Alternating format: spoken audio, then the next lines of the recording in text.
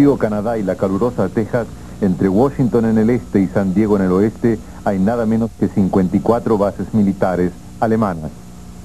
Visitamos 7 de estas bases, la primera en Washington. Ahí se encuentra el mando central del Ejército Federal Alemán en Norteamérica.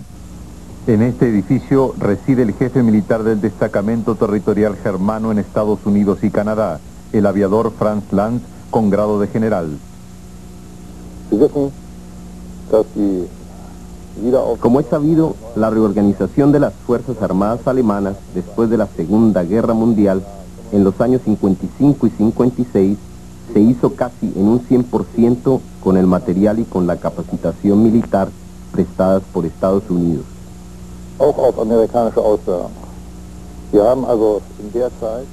Por lo tanto, nuestras relaciones militares con Norteamérica provienen de esa época, y estamos aquí desde el nacimiento mismo del nuevo, el democrático ejército alemán. Para los soldados del Ejército Federal destinados a Norteamérica, Washington es el punto de partida y el punto final de su viaje. En esta nave del Aeropuerto Internacional se halla el despacho para el transporte aéreo, una gigantesca agencia de transportes.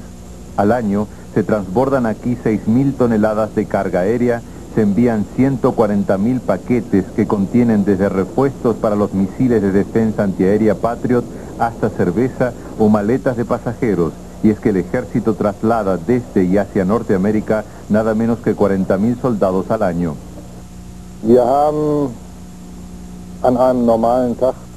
En días normales tenemos alrededor de 2.500 soldados repartidos entre Estados Unidos y Canadá. En ciertas regiones realizamos maniobras que en Alemania sería imposible hacer en esa forma y en esas dimensiones, o supondrían una molestia demasiado grande para la población.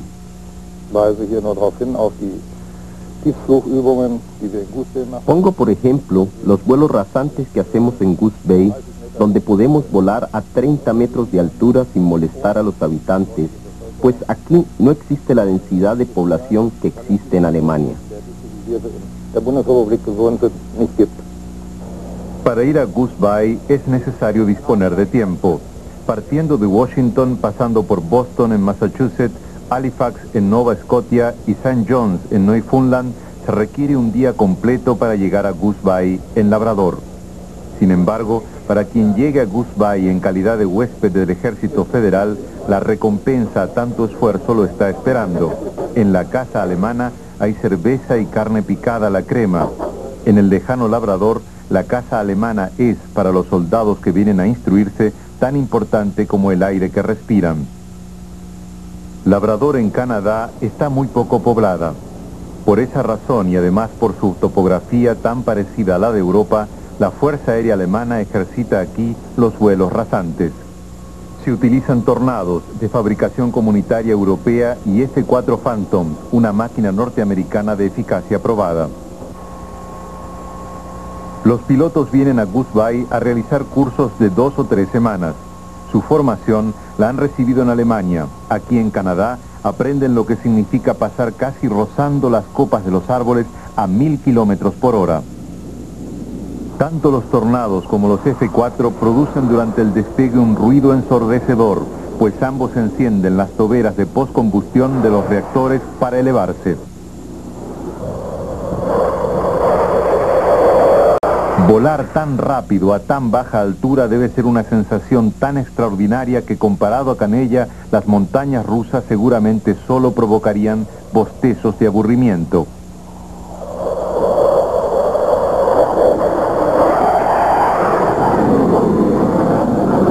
Después de haber realizado durante 1 o 2 horas vuelos a baja altura en los cuales se deben ejecutar determinados ejercicios, los pilotos y sus acompañantes de vuelo regresan a la base.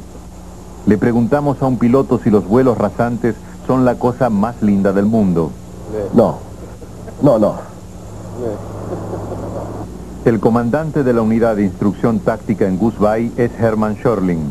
Según dice, las protestas contra los vuelos a baja altura son escasas. No existe una oposición a los vuelos rasantes comparable a la que conocemos en Alemania o en Europa. La gran mayoría de la población tiene una actitud positiva frente a los ejercicios de vuelo. No somos los únicos que estamos haciendo prácticas aquí. Los ingleses y los holandeses las hacen con nosotros. La gente sabe que somos, a fin de cuentas, el único factor económico para la región. La ciudad de Goose Bay tiene la tasa de desempleo más baja de toda la provincia y eso se debe sin duda a las actividades militares. Los grandes espacios y la baja densidad de población de Canadá favorecen también las maniobras con tanques y vehículos blindados. A 3.000 kilómetros al oeste de Goose Bay, en el granero de Canadá, se halla la base canadiense de Shiloh. Shiloh es una base de las Fuerzas Armadas canadienses, pero también es utilizada por el Ejército Federal. Está dividida en sectores con nombres como Aquisgrán, Colonia o Berlín. Por la pradera canadiense rugen los tanques alemanes Leopard y Marder y hacen sus prácticas de tiro. En la maniobra que presenciamos se realiza un ataque contra un grupo de cazas sobre una colina lejana.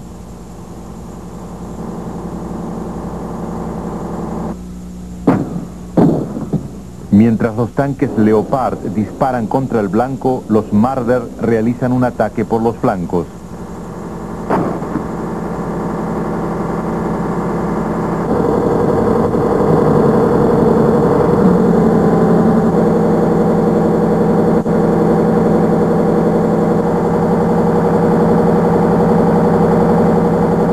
Una vez terminado el ejercicio, se juntan los cartuchos vacíos y se recoge la bandera roja. La maniobra ha concluido. También los soldados que atacaron a pie y con ametralladoras el grupo de cazas han regresado ilesos. En Shiloh también hay soldados que fueron miembros del ejército de la ex-RDA, que hicieron su instrucción militar con los tanques soviéticos T-72. Aparentemente se sigue prestando servicio de la misma forma que antes, pero al producirse el cambio, se me vino abajo el mundo en el primer momento, pues durante años nos habían inculcado, así son las cosas, así deben ser, y de repente todos empezaron a decir lo contrario. Me refiero a los oportunistas de última hora. Me di cuenta además de otras cosas, del consumismo en Alemania Occidental, por ejemplo, o de las mentiras oficiales. A nosotros se nos machacaba. La OTAN es una amenaza permanente para los países del este, y ahora compruebo que el viernes a mediodía todos van a casa. Y si se piensa que el 80% de los soldados de la ex-RDA estaban permanentemente acuartelados, es para no creerlo.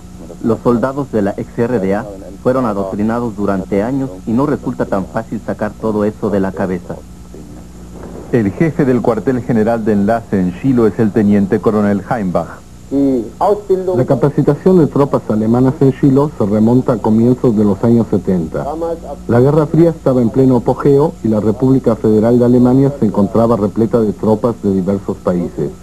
Si no me equivoco, eran 6 países miembros de la OTAN los que tenían soldados estacionados en Alemania. Nuestros cuarteles, aeropuertos, puertos y campos de instrucción no daban abasto. La República Federal de Alemania tuvo que buscar alternativas fuera del país. Canadá ofreció la base de Shiloh y así fue que en 1974 el Ejército Federal comenzó a entrenar aquí a tropas alemanas. La Marina alemana envía a San Diego a sus pilotos de helicóptero para hacer cursos de perfeccionamiento. Una vez concluido la formación básica, aquí reciben un entrenamiento táctico para la caza de submarinos. Andreas Maurer es uno de los jóvenes soldados en San Diego que se especializan en la caza de submarinos. Sí, al parecer es mucho más barato hacer aquí esta especialización.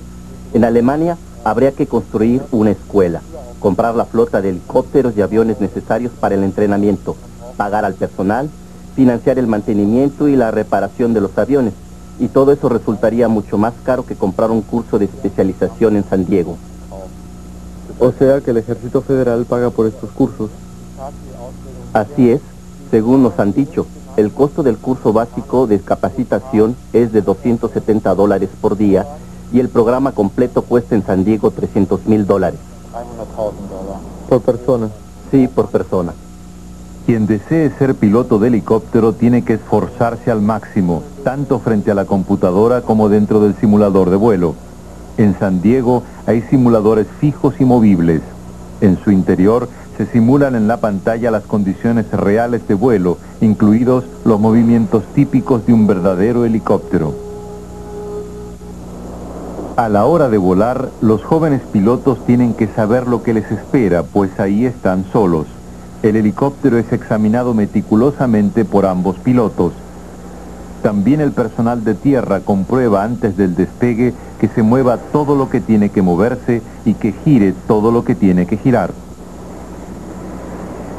Ahora está todo listo para iniciar el vuelo de entrenamiento frente a la costa de San Diego.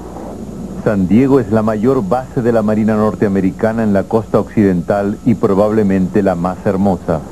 De la costa del Pacífico nos dirigimos ahora hacia el desierto norteamericano, hacia El Paso, en Río Grande, en la frontera con México. El Paso se halla en el extremo más occidental de Texas. Fort Bliss se llama aquí la base del ejército de Estados Unidos. Fort Bliss tiene una extensión superior a la de Luxemburgo y es una de las bases aéreas más grandes del mundo occidental.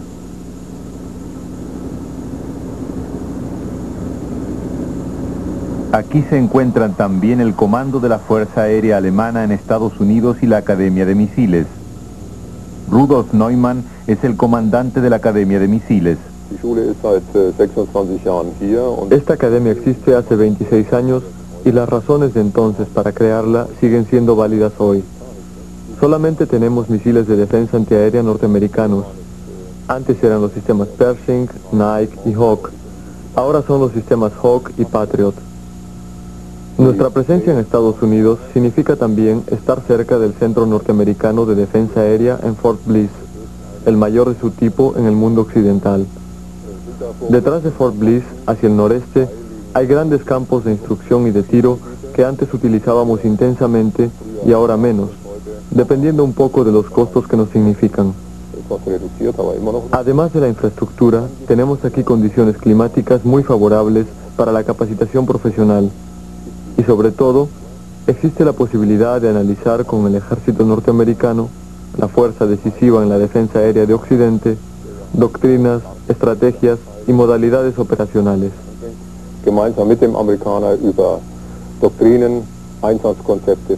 Aquí capacitamos a soldados desde el rango de aspirantes a suboficial hasta generales.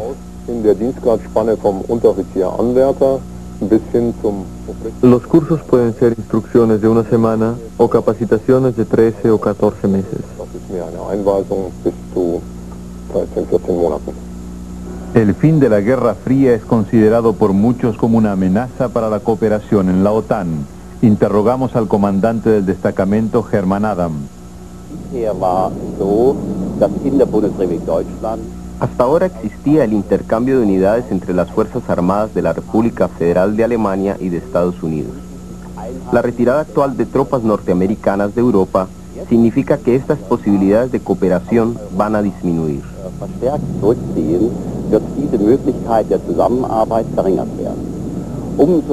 Tanto más relevancia adquiere por lo mismo la capacitación conjunta en los Estados Unidos.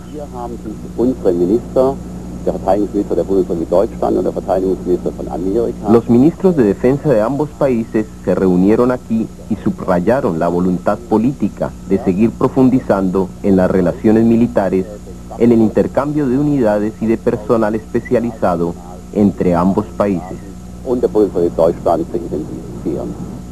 A pocos kilómetros de El Paso comienza Nueva México y camino a Alamogordo se atraviesa el Llano Estacado, famoso en Alemania por las novelas de Karl May. Alamogordo se asocia hoy más bien con experimentos nucleares o con el lanzamiento de misiles desde el vecino campo de entrenamiento White Sands.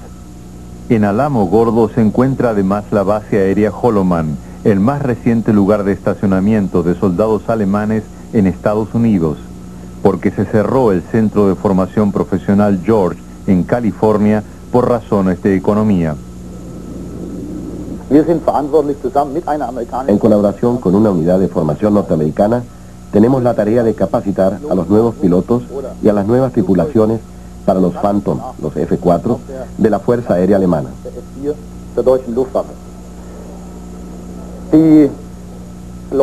Los pilotos vienen acá después de haber realizado su formación en la base aérea de Shepard, en Texas. También vienen los oficiales de vuelo y navegantes que se ubican en los asientos traseros del Phantom y que reciben su formación previa en la base aérea de Mata, en Sacramento. Aquí se los aparea, por así decirlo, y se les enseña por primera vez a manejar el armamento. Zum ersten Mal in die Technik und in die Kunst des Waffensystems. Cuando vuelven a Alemania para seguir volando en sus unidades, están combat ready, es decir, prácticamente listos para entrar en combate. In den Verbänden dann weiterfliegen zu können. El mismo día que estuvimos en Alamogordo, Karl Hamann realizaba su último vuelo. Después de 6 años de servicio en Estados Unidos, el jefe de los soldados alemanes en la base aérea Holloman ha sido trasladado a Alemania. El último vuelo es siempre un vuelo especial. Provoca tristeza, pero también alivio de saber que todo ha salido bien durante tantos años. Y antes de que el piloto toque el suelo, se le moja de pies a cabeza, sea con una manguera de bombero o más tarde con una botella de champán.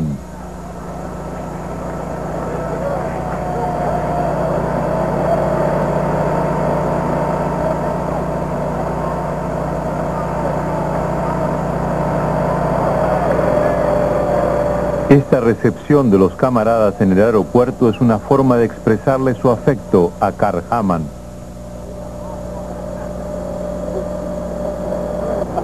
Where's my wife?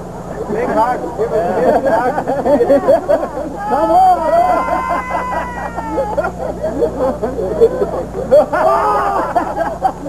También aquí alguien realiza su último vuelo. En Clovis, al noroeste de Nueva México, hay estacionados solamente 2 soldados alemanes.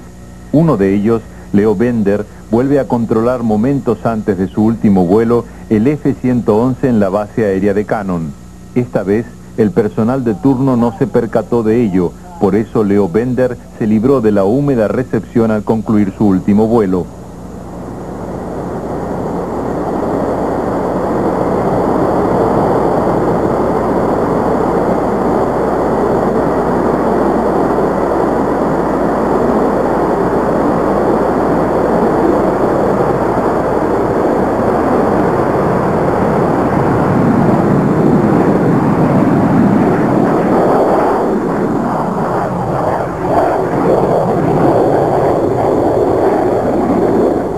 Subimos a un avión civil monomotor.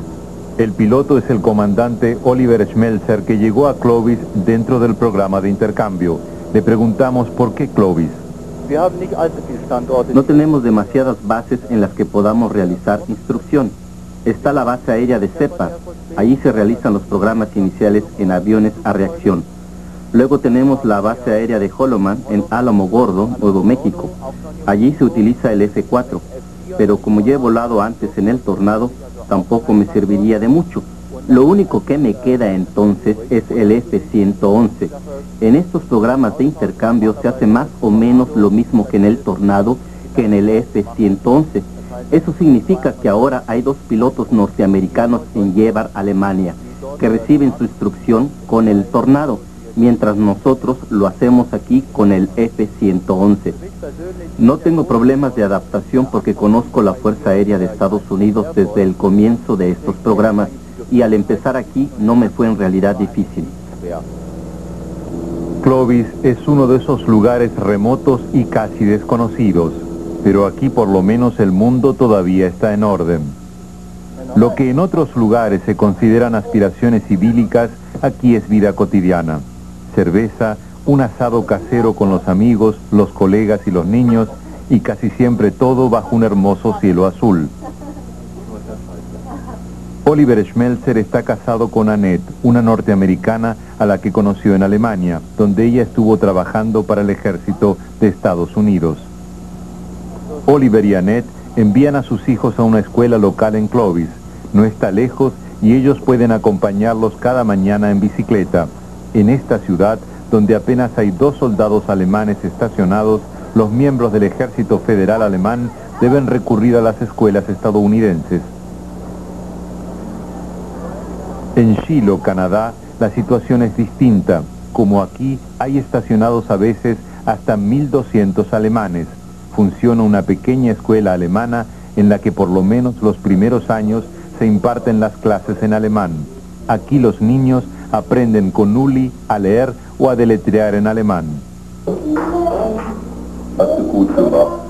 También las pequeñas tiendas ponen sus avisos en este idioma para atraer a los clientes alemanes. En El Paso hay una escuela más grande, pues aquí en Texas se encuentra la mayor base alemana en Norteamérica. El director es Stefan Christen.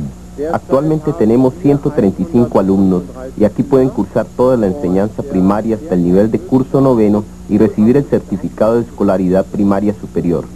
Cuando los niños van primero a una escuela estadounidense para luego cambiarse a una alemana, especialmente a un instituto de bachillerato, se da un desfase en el nivel de los conocimientos. En los ramos de matemáticas y ciencias naturales el problema es menor. Pero a los niños les falta toda la enseñanza del idioma alemán. Y en el caso de los institutos de bachillerato alemanes, se exige mucho en las clases de alemán. También hay que considerar que todo el sistema de enseñanza americano es completamente distinto al de las escuelas alemanas.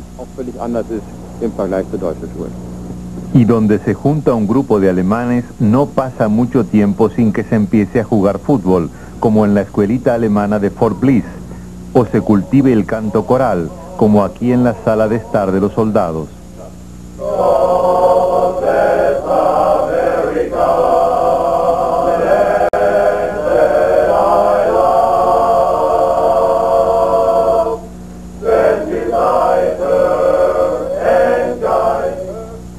En El Paso existe algo especial, las Helping Hands. Las esposas de los soldados alemanes han organizado una iniciativa para ayudar a la gente pobre en la ciudad vecina de Juárez, en México. Una vez por semana, las mujeres se desplazan a los barrios pobres de la ciudad al otro lado del Río Grande y reparten frutas, ropas y juguetes a los necesitados. Se trata de gente que vive en condiciones miserables. Aquí, por ejemplo, al lado del mayor basurero de Juárez. Que esta gente pueda vestirse decentemente se debe en gran parte a las mujeres alemanas de Fort Bliss, que no escatiman esfuerzos y viajan por caminos polvorientos y basureros malolientes para socorrer a los pobres y necesitados.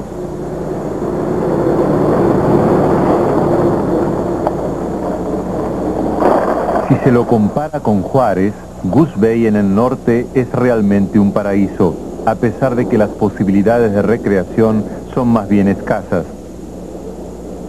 Durante el año hay solamente 48 alemanes estacionados. En verano, la población germana en Goose Bay puede aumentar a 400 personas. Cuando llega el otoño y se acaban los cursos, permanece solo el grupo de los alemanes nativos. Entonces se organizan encuentros en la casa alemana, se come carne asada, regada con una buena Bitburger Pilsener y se bebe Coca-Cola americana o cerveza alemana. Anita Dressen es la esposa de un soldado alemán que pidió ser trasladado a Goose Bay.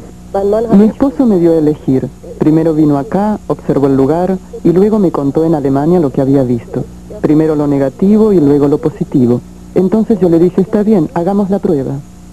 Y así se pudo dar cuenta de cómo es este lugar. Francamente sí.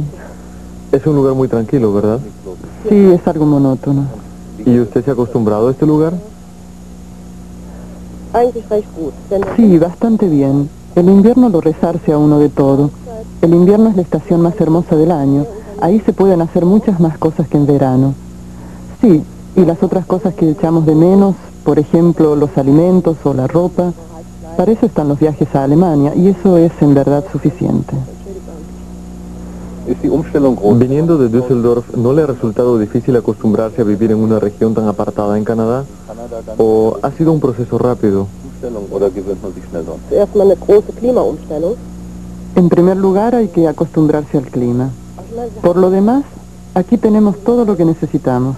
Una casa amueblada, todas nuestras pertenencias. La verdad es que no he hecho nada de menos. Y si aquí todo es tan agradable, ¿por qué la gente sigue viviendo en Düsseldorf? Esa pregunta no me la tiene que hacer a mí.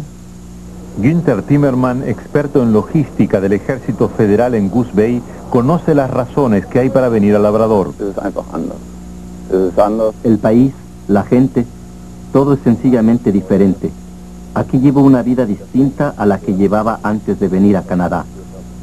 La gente que vive en estos lugares es un ejemplo de cómo un entorno aislado hace que los hombres convivan mejor, sean solidarios, amables, atentos. Die Leute, die in der Isolation groß geworden sind, zusammenleben können, hilfsbereit. Aquí he encontrado amigos que me han hecho ver lo importante que son tales atributos. En Alemania esto se ve muy poco, quizás en las pequeñas aldeas. Diese Eigenschaften im Leben sind. In Deutschland findet man das noch sehr, sehr selten. He aprendido a querer a este país tan distinto a Alemania, con sus grandes espacios, su soledad, sus paisajes agrestes. Podría quedarme a vivir para siempre aquí. Ich könnte hier für immer leben.